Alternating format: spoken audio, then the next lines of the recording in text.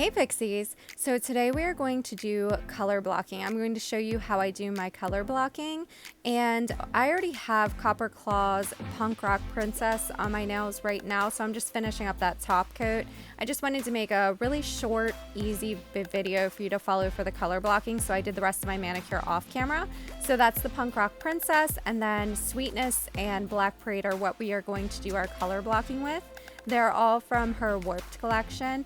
I think they're still available. I will link her Etsy shop down below, but I use painter's tape for my color blocking. You do not need painter's tape that's that thick. I've seen people use Scotch tape, masking tape, just any kind of tape that will easily come off your finger without too much sticking behind. But I am going to go ahead and apply my dip liquid base. This one is Mani Boss because my dip base from Double Dip is so low I can't get any more out of it right now. So I'm using my Mani Boss dip base and just doing one dip of clear. Now if you use peel base on your nails like I do, I always do a dip of clear whenever I'm color blocking. That will give your tape something to hold on to, because if you put it right on the peel base it could rip it off. So that's why I'm doing that. If you don't use peel base, you do not need to do that step unless you want to protect your nail from any staining or anything like that. So if you don't need to do that, then you can skip that part and come back to where I'm applying my tape now. So this is Sweetness, which is a neon pink, and Black Parade, which is a solid black, and we are going to do our color blocking with them.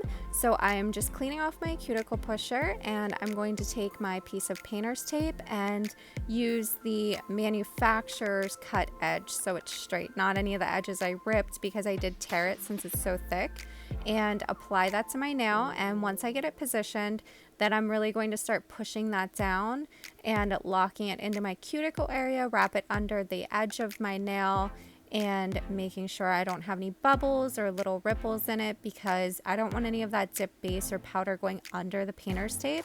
So I'm just making sure it's all secure. And then once I'm satisfied with that, I'm going to apply my dip liquid base. And since I have tape on my finger, I am not going to dip into the powder. I'm going to use my cuticle pusher, the scoop end there, and I'm going to pour it over. So I'm just going to pour that over and then tap off the excess, clean up the cuticle area, wait a few seconds, and then dust it off. So I'm going to go ahead and apply a third layer of that black powder. So I'm going to apply my dip base again, pour it over, clean up the cuticle, and then I'll be back in just a second whenever I remove the tape.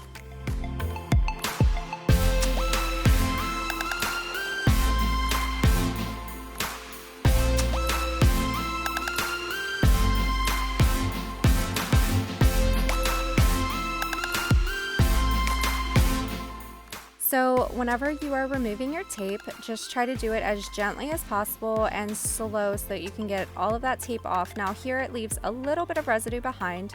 There are times that I remove my tape and it comes off perfect.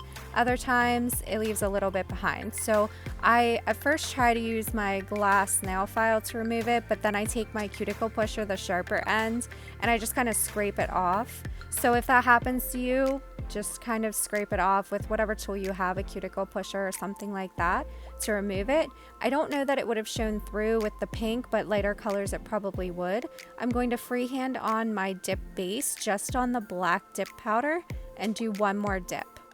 And then I'm going to apply my dip base to just the black dip powder again and do one dip of clear. Now I am going to do my dip of clear, and then I'm going to activate and buff and file.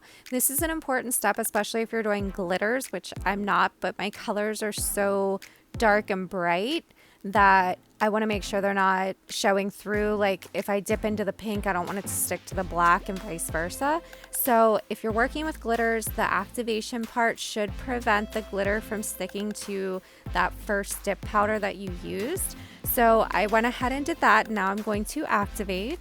After you're done activating, you will take your nail file and just run that along the ledge. So the dip powder obviously created a ledge on my nail where the painter's tape was, and I'm just taking my nail file and running that along to make that ledge as straight as possible, because that will create a straight line for me. So once I'm satisfied with my basically my diagonal line across my nail, I'm going to apply my dip liquid base just to the part of my nail that does not have the black. It's not too difficult at first because you do have that little bit of a ledge there. You just want to make sure you're not getting any of that dip base on the color that you put on your nail first. And then I'm going to put the pink on, clean up my cuticle, wait a second, and dust that off. So I am going to do several dips of that pink, just freehanding on right over where the pink is up to the ledge where the black starts.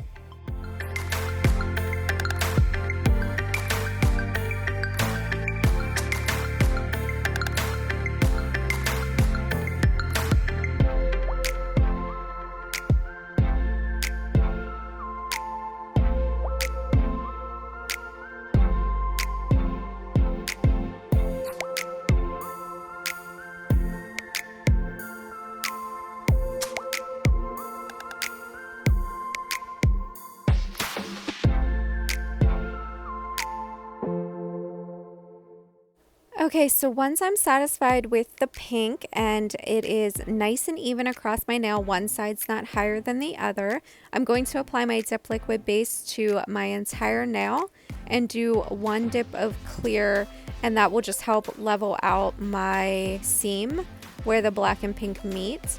And so I just do one dip of that clear, and I'm going to dust that off, activate, buff, file, and reshape, and I will be back.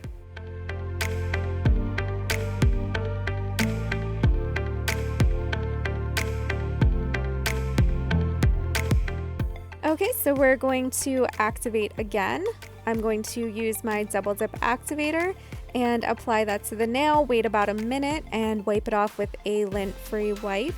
I actually just use a paper towel, and then I'm going to come back on here, apply my top coat. First layer of top coat will be 2 to 3 quick brush strokes per nail.